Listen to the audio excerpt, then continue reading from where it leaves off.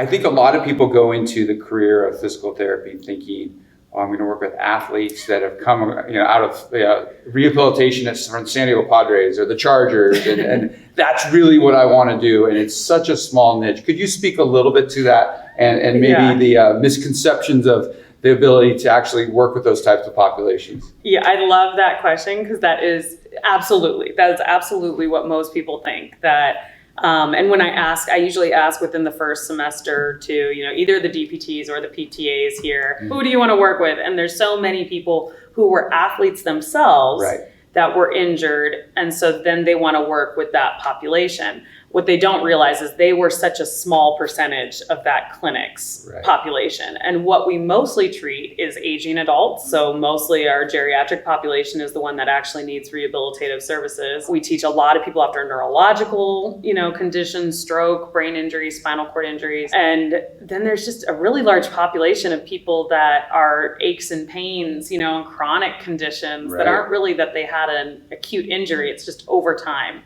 They've now got back pain, shoulder pain, hip pain stuff. So I think a lot of people do come in with that, but then after they go through the programs, and especially after doing clinical rotations, many people switch. So there's so many people who think, I would never want to work in a skilled nursing facility. I don't want to work with old people. And then they do a rotation in there and they see how absolutely rewarding it is and how fun it is to work with that geriatric population. I love working with a little 90-year-old. I'll take it any day. They're fun and funny and spunky and they'll keep you on your toes. So I think the experience of the education changes people's mindsets. Not as many people actually want to work with athletes on the way out. Thank you for that, because I think that is a huge misconception, and I think people finding that by going through the experience that we did is really important. And there's absolutely sports PTs out there. It's just, it is a very small percentage. And it's kind of those people who end up working with those high level athletes, they develop their skill sets by working with general population in orthopedics for years and years. And then you slowly build up to maybe working with some of those higher performers. So I've got friends that work for different sports teams, but they spent 20 years in their career before they started that kind of work. Right, absolutely. Going into your career, you're now an educator and teach both at San Diego State and here at Mesa College in the PT programs. Tell us a little bit about the education experience versus actually teaching, like you said, or working with clientele from rehab services. Yeah, so I love being an educator and I learn a lot through it. So that's kind of why I've stayed in education, is because I actually think it makes me a better clinician. Because if you can't explain something to someone else, you probably don't really know it yourself. It's foundational knowledge that you get in school, but that foundational knowledge is so important to continue to remember as you're kind of going on. A lot of clinicians kind of forget the foundational stuff. They just sort of do what works for them as they keep going. So I really like it for myself. And then it's also really fun to watch students learn, to see the light bulbs click. These programs, both the PT and PTA, I can say, are both very challenging, even though it seems like they're very different levels, like a doctoral level and associate level. At the end, those two individuals have to go out and do the same job for treatment. So the physical therapist will do the evaluation, set the plan of care, but then if the patient's coming in for a treatment, they may get a PT or a PTA, and those treatments need to look the same. So I almost think that sometimes our PTA program here can be almost a little bit more challenging in the sense that you have to catch up to someone who has now been doing 7 years of school. You need to be able to treat on the same level with 2 years. So I teach the PT students over a year in neuro at SDSU. I teach in 16 weeks here at Mesa. So it's different areas of focus, but the treatments eventually have to look the same. So it's a challenging program, but it's very fun. What advice would you give your younger self at the beginning of your career that could help our students as they start to go into this journey of going into PT? That is a really good question. I love my odd journey to get to my profession, and I think that every little kind of step of it helped me to be the clinician I am now. So I don't know if I would have told myself to change anything, but just to trust the process and to not be too hard on yourself. You're gonna not do well on a test. It's inevitable. Even in undergrad, expecting perfection is just gonna set you up for failure. So like, be nice to yourself. It's okay, you got a B on a test. Well, that means you did a good job. Did you have a good understanding of that content? Well, yeah, you got a B. Did you have an excellent understanding of that content? That would be an A. So like, you're not gonna have an excellent understanding of every single thing. And that's okay, because you're not probably gonna do every single thing in your actual job. There's gonna be some things that your brain learns easier or holds on to easier. And that's gonna be probably where your career will go. For me, it was neuro. So that's usually a very challenging subject for a lot of students.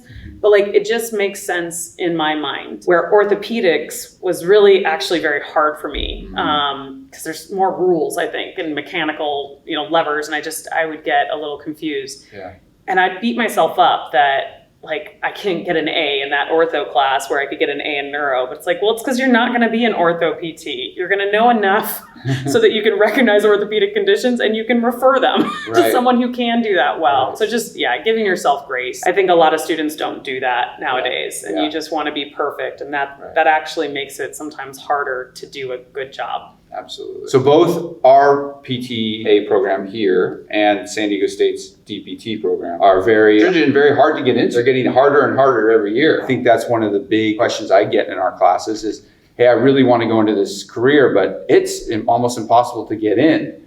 Do you have any advice for our students who are a little tentative on this subject? I mean, I think that is a reality, and you have to accept that, like kind of going in. I'll speak first to the PTA program because there are two different challenges. So for the PTA program, the reason why it's so challenging is because it's a lottery right now. That's our application process, and that's set by the state. We don't have any control over it. I would like one of my projects to try to figure out how to petition the state, because I don't think it actually is creating an equitable application process, but that's been what we've been working with.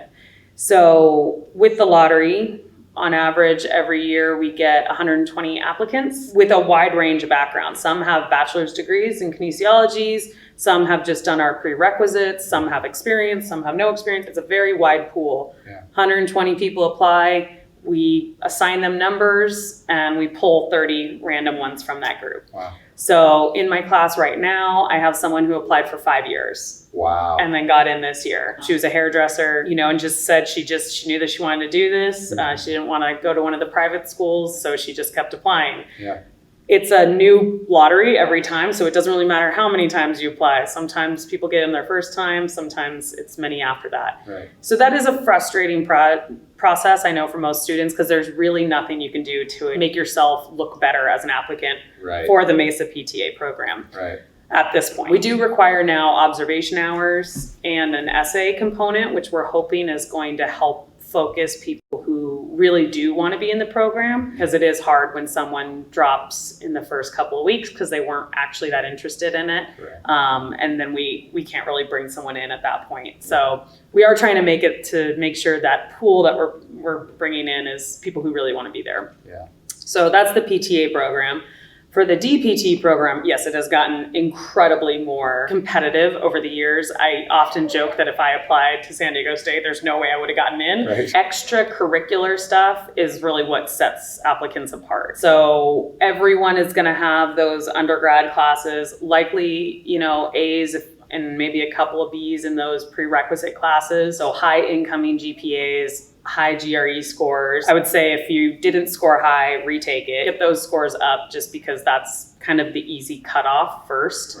I think they say on the application, like the minimum requirement is a 3.0 GPA, but probably our average class for prereq classes coming in with like a 3.8. So it is very competitive just in that academic sense. But then the extra things are like volunteering in the research labs, volunteering with local organizations, getting work experience, going and talking to the program director. So right now it's Mitch Rao, admin, Gloria will often take people on tours. You can even shadow the PT classes. You can ask Gloria to do that. And that, I think, shows your interest, and people do recognize that. So when it comes time to review applications, if you've been someone that showed up, showed interest, physically came to the program and wanted to know more, it just registers a little bit more. Absolutely. So being very, very professional in all your communication with the staff, because it could go both ways. If you show up a lot and you're bugging them, that would be not advantageous. But professional communication in emails, showing up well dressed, really looking like you want to be there, that can go a long way. So I do think students have to, for the DPT program, you do have to work a little harder to set yourself apart, but mainly when they're doing admissions, they're looking for people that are going to be dedicated to the program, who are going to be successful in the program, which, because it is so hard, they're kind of looking for those academic scores to reflect that. And then people that are genuinely wanting to like go to San Diego State. It's very much like a family over there. We have very small classes in comparison to the private schools. So they're looking for people that are going to fit into that culture. Right. Excellent.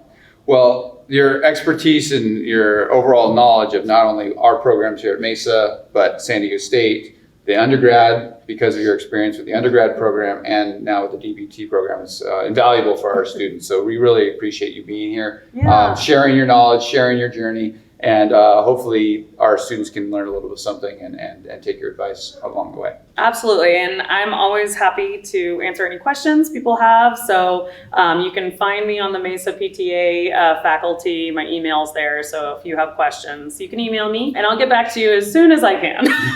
You have many jobs, many hats that you wear here, so I think our students understand that. Well, thanks again, Gail, for being here. I really appreciate you're it. welcome. Okay. You're welcome.